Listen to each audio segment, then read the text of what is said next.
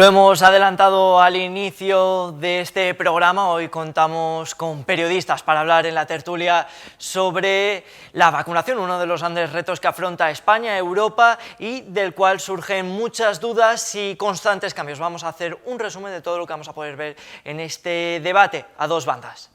A partir del 1 de abril queremos tener preparados todos los espacios para poder hacer la gran vacunación masiva cuando tengamos las dosis suficientes. Y esas dosis suficientes se han hecho esperar, tanto que de la fecha prevista por la Generalitat hasta materializarse han pasado más de 2 semanas. En concreto 19 días. Empieza la vacunación masiva, eso sí, lo hace con desconfianza, sobre todo porque no hay más dosis.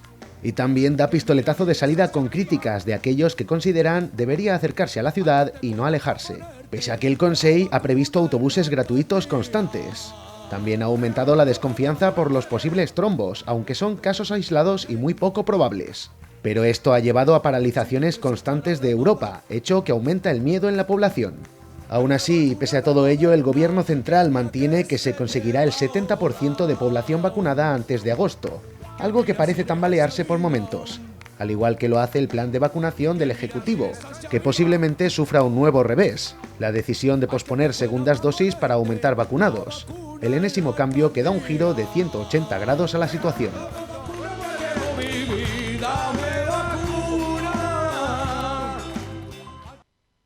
Y damos ya la bienvenida a los dos periodistas que nos van a acompañar en este debate político y sobre las vacunas. Isabel Ejido, de la agencia EFE, muy buenas noches.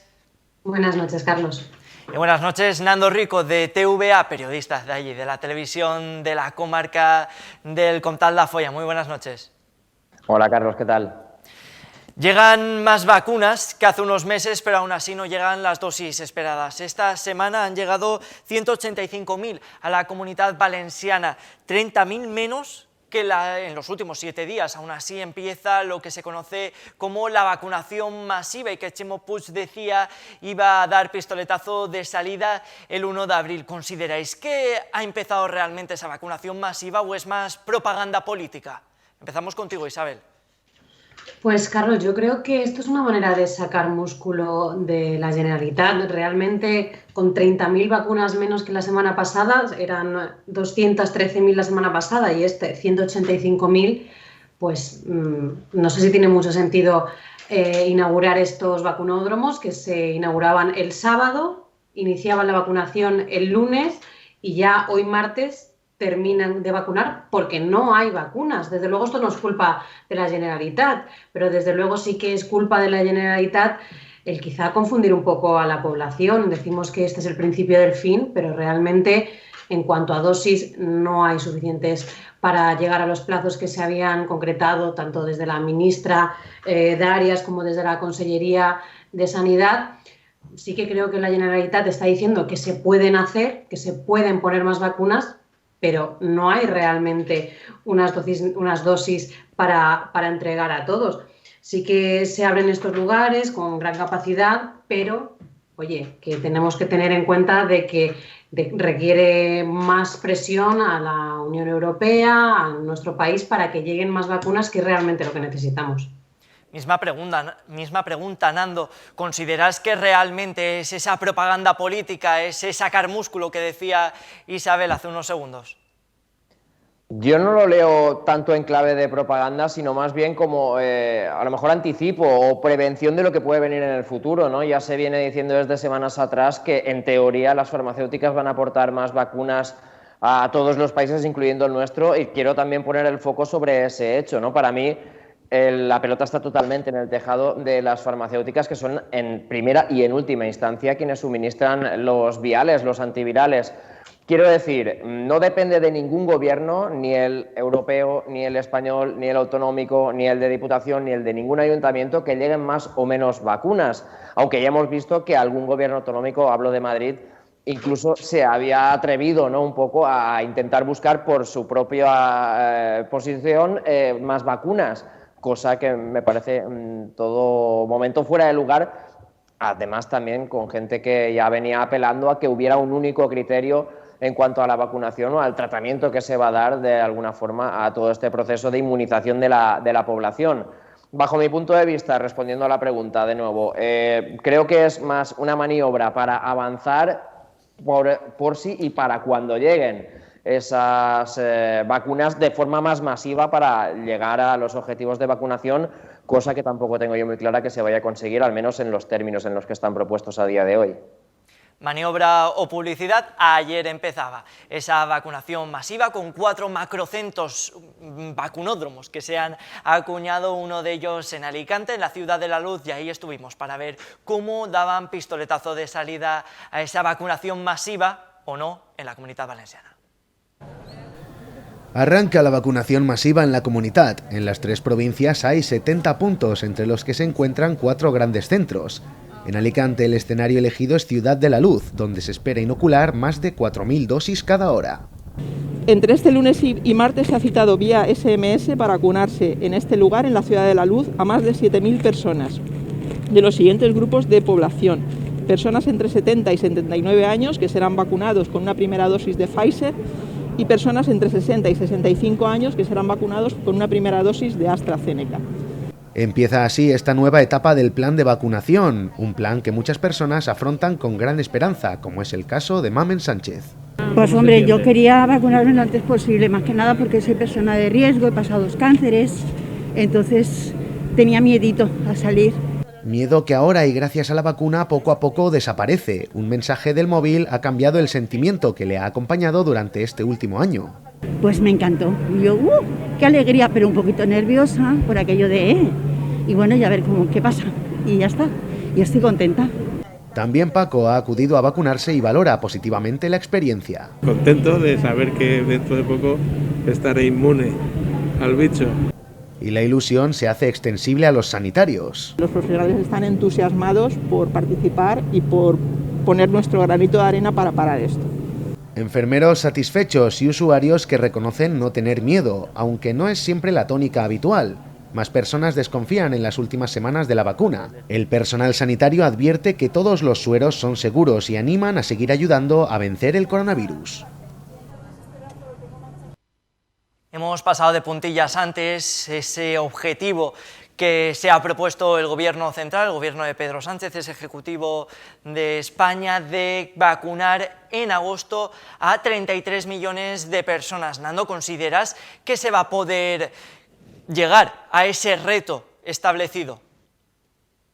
Pues yo creo que sería lo deseable por parte de todos, después de ya haber comprobado que a día de hoy la única solución que tenemos, al menos en el corto plazo, es la vacunación para superar esta situación en la que ya llevamos sumidos más de un año y que yo creo que ya estamos todos un poco más que hartos, ¿no?, de restricciones, de ver cómo se ha modificado nuestra vida en este último año.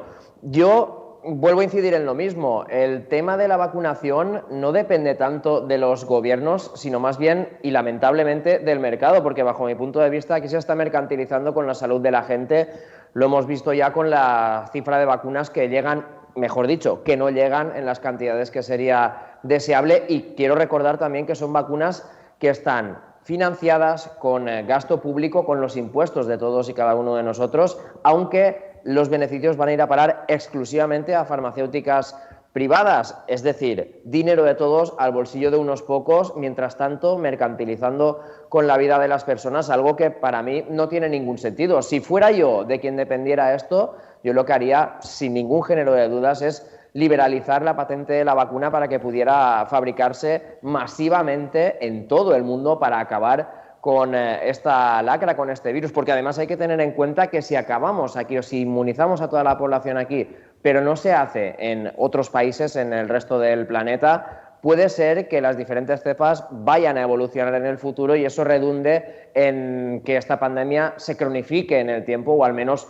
una parte o en una parte del mundo se cronifique en el tiempo, cosa que podría acabar afectándonos también a nosotros a pesar de habernos inmunizado. Pero como digo, llegar a esos objetivos de vacunación que prevé el gobierno no depende ni del gobierno, ni del central, ni del autonómico, sino del buen hacer o el mal hacer que tengan las farmacéuticas a la hora de suministrar los antivirales y del grado que tengan de humanidad o mercantilismo. Rozamos ahora mismo al 8% con la primera dosis, el 20% de la población ha recibido ya 2 dosis. Disculpad, al revés. Primera dosis solo un 7,19, dos dosis un 20%. Ahora sí. Isabel, el 70% en apenas 4 meses parece lejano, pero ¿se puede conseguir? Me parece bastante complicado. Por el momento, si seguimos un poco la dinámica que tenemos hasta ahora, va a ser muy difícil que llegue a ese objetivo.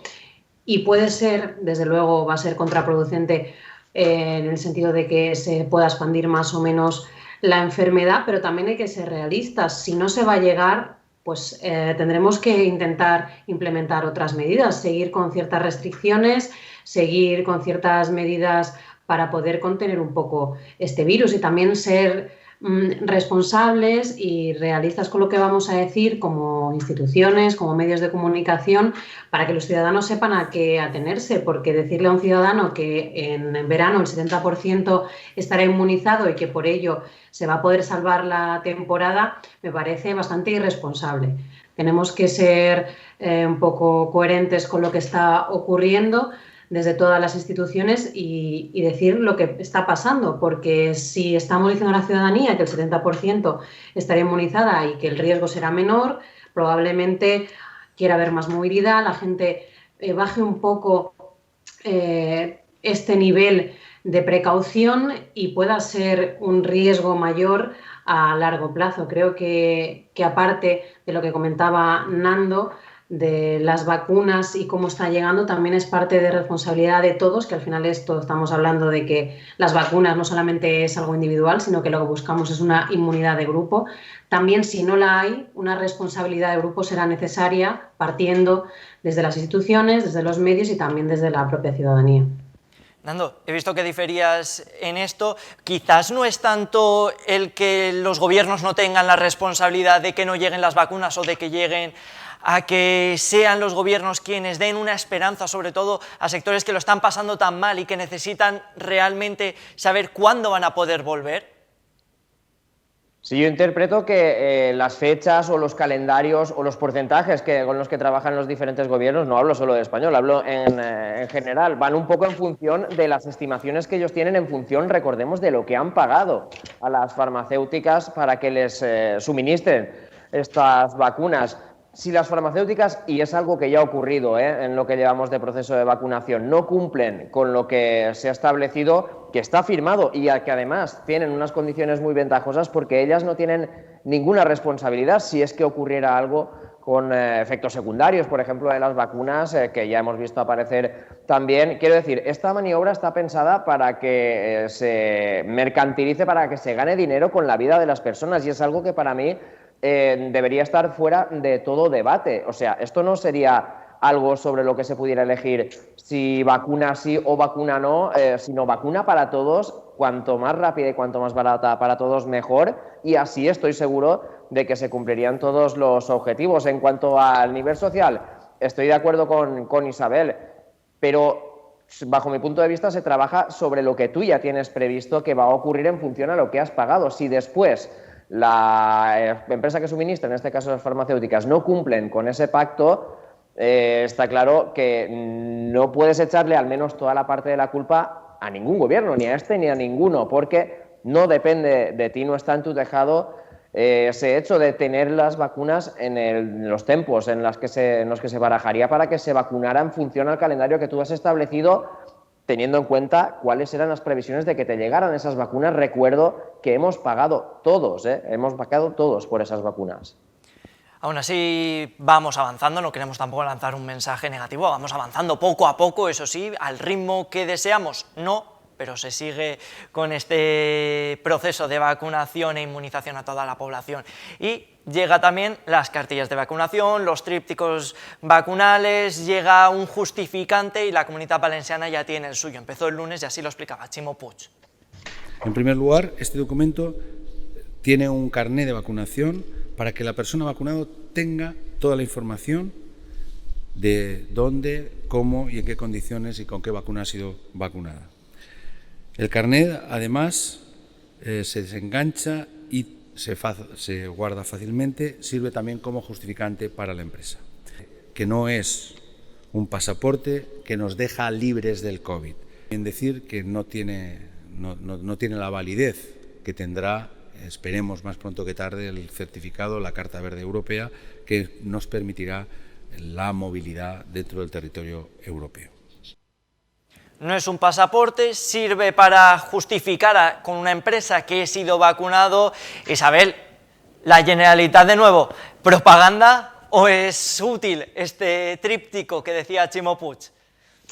Bueno, yo creo que lo que señala y lo más importante es que tiene un carácter informativo, es decir, esto no va a valer para más que informar de que estás vacunado. Bueno, esto también pasa con la cartilla de vacunación desde que somos niños. Tenemos una cartilla donde van añadiéndose las vacunas que nos ponen, las que sí, las que no, cuándo, qué dosis, qué lote. Creo que esto también es importante, porque estamos en un momento en el que todo lo que está pasando alrededor del coronavirus es un poco experimental.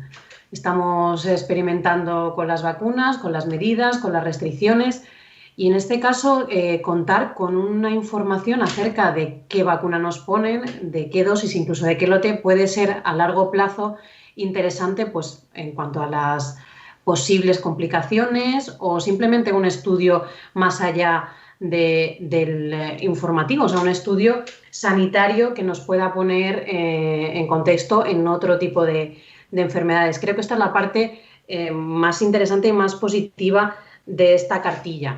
Interesante que tampoco es un pasaporte, porque si nos hablamos de un pasaporte a día de hoy COVID, habría una injusticia totalmente real. Ahora mismo se está vacunando a los grupos prioritarios, a los grupos de riesgo y si, por ejemplo, para salir o para movernos entre comunidades a día de hoy nos piden esa cartilla, yo no voy a estar vacunada porque no pertenezco a ese grupo de riesgo, ¿por qué no voy a poder moverme? O si no me dejan moverme, estaremos incurriendo desde luego en una injusticia absoluta. ¿Que a largo plazo se pueda instaurar como tal? Bueno, ahí entra la voluntariedad de ponerse la vacuna o no y qué beneficios o qué perjuicios tendrá no ponérsela, no solamente a nivel de salud, sino también a nivel de movilidad o de algunos beneficios en torno al Estado. ¿Creo que es una propaganda? Bueno, creo que es una manera de seguir mostrando el músculo que tiene la comunidad, que algo tiene que estar haciendo bien, porque a día de hoy la incidencia acumulada es la menor de España, pero significativamente 39 casos en la Comunidad Valenciana por cada 100.000 habitantes comparado con los 230 del resto de España. Creo que es una manera de seguir marcando un poco la diferencia o de quererse, pues eso, diferenciar del resto de España, aunque creo que en este caso sí que puede ser interesante, siempre que no pase a ese pasaporte COVID, por lo menos por el momento. Me voy a quedar precisamente con ese pasaporte COVID. Nando, ¿se incurriría una diferencia, un agravio comparativo entre los ciudadanos que han podido obtener la vacuna y los que no? Porque lo que está claro es que si no recibimos ahora mismo la vacuna también es porque no podemos. Evidentemente, volvemos al tema anterior. La disponibilidad de las vacunas no depende de ningún gobierno, depende de quien las suministra y, por tanto, digamos, nosotros no podemos hacer nada por eso y más aún, como decís, a ver si no formamos parte de los grupos de riesgo, que es completamente lógico y normal que se vacune primero que nada a las personas que más riesgo tienen delante de esta enfermedad. Si se incurriría en un agravio comparativo, por supuesto, además sería flagrante y muy peligroso, estableciendo, digamos, clases de ciudadanos de primera o de segunda. Aquí no hablamos de ese caso porque, como decía, digamos, se vacuna a los grupos de riesgo, no a la población que dijera voluntariamente yo quiero, yo no quiero. Eso sería otra cosa, porque si te cerraran fronteras, si te limitaran la movilidad ya fuera internamente aquí en España o en el exterior hacia otros países y tú eligieras eso, pues al final sería una decisión propia de cada uno. Pero si se establece tener o no el pasaporte COVID para poder viajar y tú no tienes la garantía de que vas a estar vacunado, bajo mi punto de vista, estaríamos incurriendo en la creación de dos tipos diferentes de ciudadanos que ni siquiera tendrían, no sería capacidad suya elegir si quieren o no, o si pueden o no viajar, sino que dependería de terceras personas y, como digo, de la disponibilidad de las vacunas. Es que el problema de base es el mismo. Ahora falta ver qué ocurriría o qué se va a generar. Como decía Isabel, también estamos improvisando. Esto nos ha pillado de nuevo a todos desde hace un año y pico y todo lo que ocurre y va ocurriendo, ya ha ocurrido, ya también es un poco improvisado porque nunca antes ha ocurrido, nunca antes había un mundo tan globalizado, nunca antes una pandemia podía llegar tan fácilmente a todo el mundo y eso obliga a repensarlo todo, pero creo que esa medida de implantar un pasaporte COVID, si no tienes la garantía de que se va a poder vacunar a todo el mundo, es una restricción flagrante de los derechos de todas las personas. Y precisamente la globalización de la que hablabas y la polarización de las noticias ha convertido este tema de la vacunación en un sinfín de noticias fake, de noticias alarmantes e incluso sensacionalistas. Los trombos han sido una de esas que ha surgido y que ha calado fuerte en la sociedad, pero vamos a ver qué hay de verdad y qué hay de mentira en todo ello. Muchas son las personas que tienen miedo a sufrir los efectos secundarios por las vacunas contra la COVID-19. Lo que no saben es que es 100 veces más probable ir por el campo y encontrar un trébol de 4 hojas que tener algún efecto secundario grave, y que morir por la picadura de una abeja es 15 veces más probable que hacerlo tras recibir la dosis de la vacuna. Aún así, muchos son los ciudadanos que se oponen a ser vacunados, seguramente por desconocimiento o mala información. Y continuamos para Bingo, porque precisamente todos los años miles de personas juegan a la lotería, y la posibilidad de que su número lo canten los niños de San Ildefonso, sorpresa, es de un 0,001%, frente al 0,0001% de padecer un trombo por vacunarse con AstraZeneca. Y es que hay más probabilidades de sufrir un atropello, que nos caiga un rayo o tener un accidente de coche. Incluso acertar un número PIN de un móvil al azar es un 0,01 más probable que sufrir un evento trombótico con AstraZeneca. Datos que demuestran que vacunarse es seguro y que los trombos de los que tanto hablamos son casos aislados. El trombo por AstraZeneca ya lo ven en 0,001 y si hablamos de Janssen un 0,0008. En fin, no es tan grave, al menos no lo podríamos sufrir si nos vacunaran. Es mucho más fácil que nos dé por cigarrillos, por fumar cigarrillos, por un trombo, por la propia COVID-19. ¿Ha habido alarmismo en todo esto, compañeros? ¿Creéis que la prensa ha sido un elemento en contra más que un elemento a favor? Vamos a empezar contigo, Isabel, si te parece bien. Es el cuarto poder los medios de comunicación, hay sobreinformación.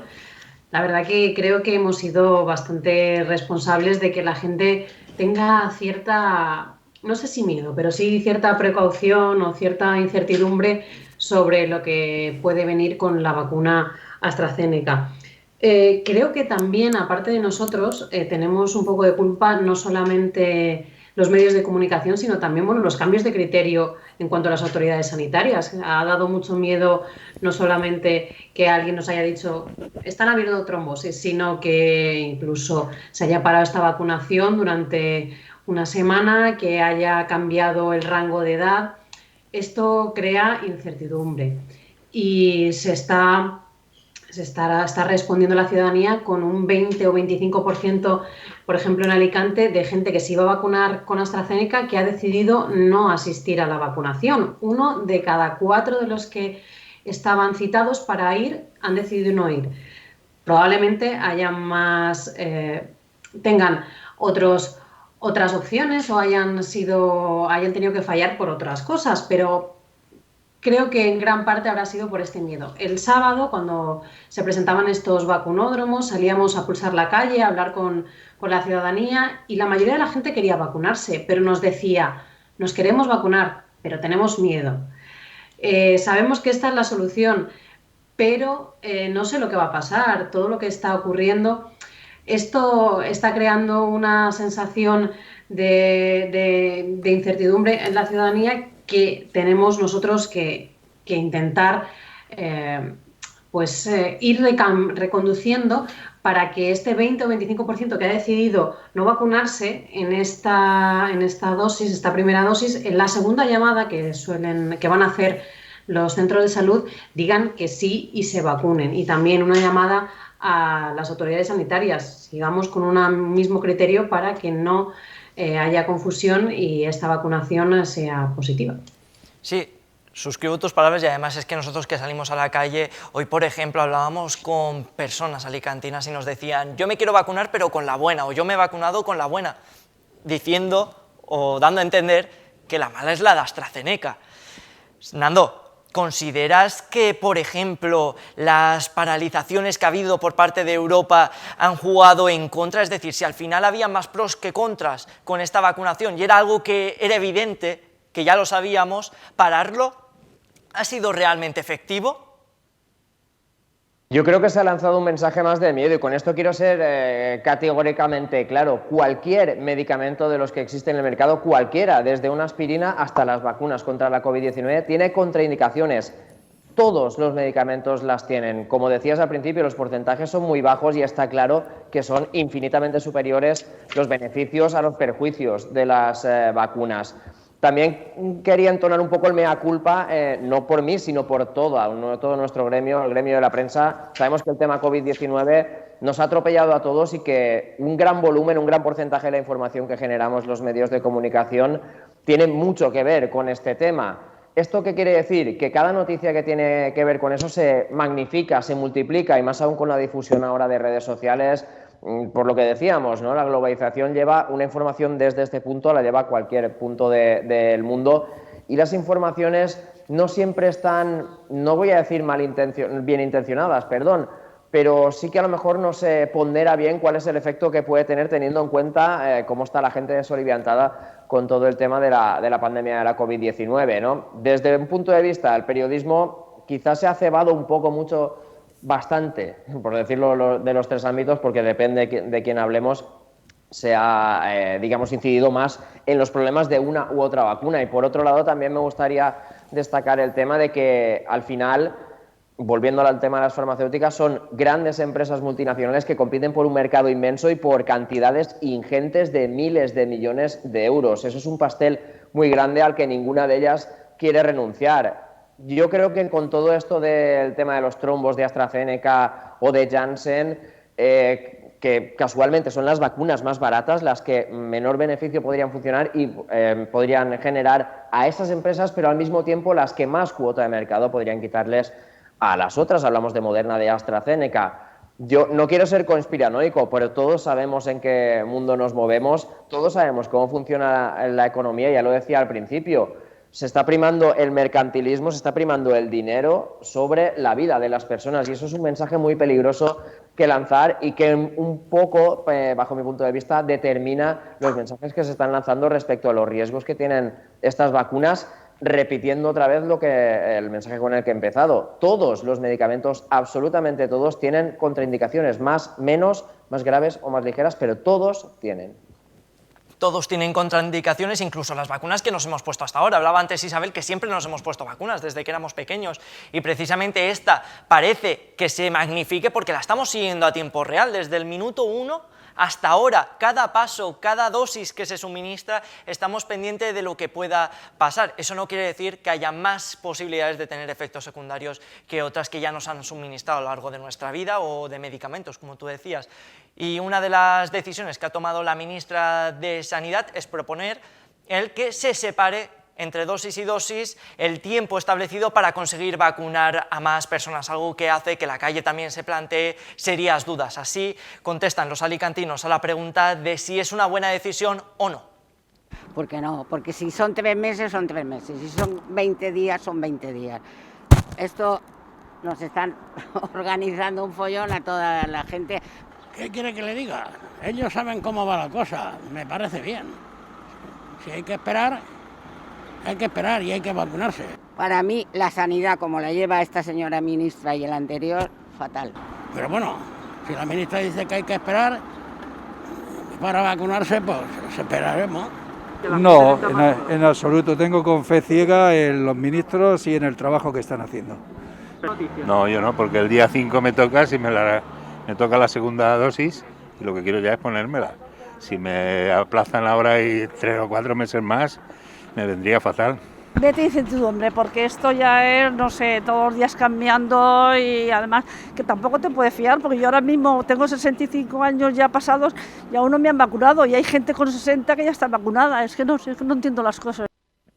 Ya en el tiempo de descuento, Isabel, Nando, Isabel, ¿consideráis que o creéis que este cambio que ha realizado o que pretende realizar el Ministerio de Sanidad beneficia a la vacunación? Empiezo contigo, Nando.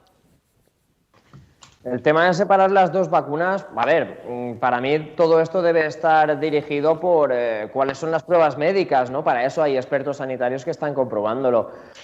Si se puede vacunar primero con una dosis y luego con otra, tengo entendido que se va a poner en marcha un estudio para ver si son compatibles, ¿no? Pero estos miedos, pero ya mi opinión es que es más un mensaje orientado al ámbito mercantil de la gran compra de vacunas que a un riesgo real, precisamente por lo que hablábamos de los porcentajes y de los problemas o las contraindicaciones de todos los medicamentos. ¿Espaciarlo en el tiempo? Me imagino que posibilitará que haya más gente que pueda acceder antes a la primera vacuna, al no tener que, digamos, pasar por otros pasos de toda la gente que ya está vacunada en esa primera dosis.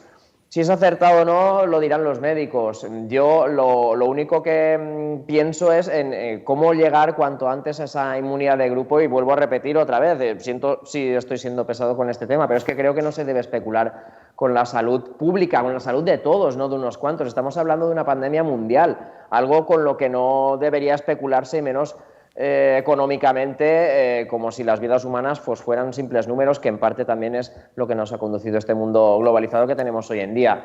Separar las dos vacunas, yo no le veo problema en principio si los médicos establecen que eso no puede redundar en un mayor grado de contagios o en una menor inmunidad, ¿no? Yo no soy experto sanitario, pero creo que si se puede vacunar más gente, también se habla de un 70% de inmunidad aproximadamente con una sola dosis de las dos que se ha de poner cada una de las personas que vaya a ser inmunizada. Si ese porcentaje, digamos, puede garantizar que la cadena de contagios se corte por algún lado, que no vaya a haber una quinta, una sexta, una séptima ola, yo, en principio, y siempre siguiendo las recomendaciones médicas, lo que digan los expertos, yo no lo vería con buenos ojos, siempre y cuando, ya digo, se pueda llegar a la inmunidad grupal y completa de toda la población. Misma pregunta, Isabel, ¿beneficia o perjudica al plan de vacunación y a la opinión de la gente este nuevo cambio? Bueno, yo creo que es verdad que ninguno de aquí somos expertos sanitarios, pero desde luego la OMS, la EMA y los laboratorios que hacen estas vacunas en teoría lo son, y están diciendo que las pautas han de ser como están dichos, que debe haber una vacuna primera y una dosis segunda posteriormente. Si estamos cambiando esta pauta, estamos experimentando todavía más. Ya decía antes que todo lo que está pasando es un experimento. Si ahora, ante lo que sabemos que más o menos va bien, o por lo menos está comprobado que funciona, si ahora volvemos a espaciar o cambiamos esta dosis, nos estamos exponiendo mucho. Si lo que pretendemos es evitar fallecimientos, al final estamos viendo que inmunizando a estas personas de alto riesgo de una manera efectiva, que son con estas dos dosis, estamos evitando muchas muertes. Creo que sería interesante seguir con esta dinámica. La OMS, la EMA, la Agencia del Medicamento Europea, está diciendo que esto es lo que debemos hacer. Decisiones, esto sí que es una decisión política, al fin y al cabo, políticas por encima de la sanitaria, me parece un gran error. Hacerse la foto de vamos a vacunar a muchísima gente poniendo en riesgo la salud de los que realmente están más expuestos a contagiarse o a morir por esta enfermedad, me parece muy arriesgado y muy peligroso. Pues con estas palabras nos vamos a quedar. Isabel, muchísimas gracias. Isabel Ejido, periodista de la Agencia EFE. Muchísimas gracias, Nando, periodista de TVA. Un placer, Carlos.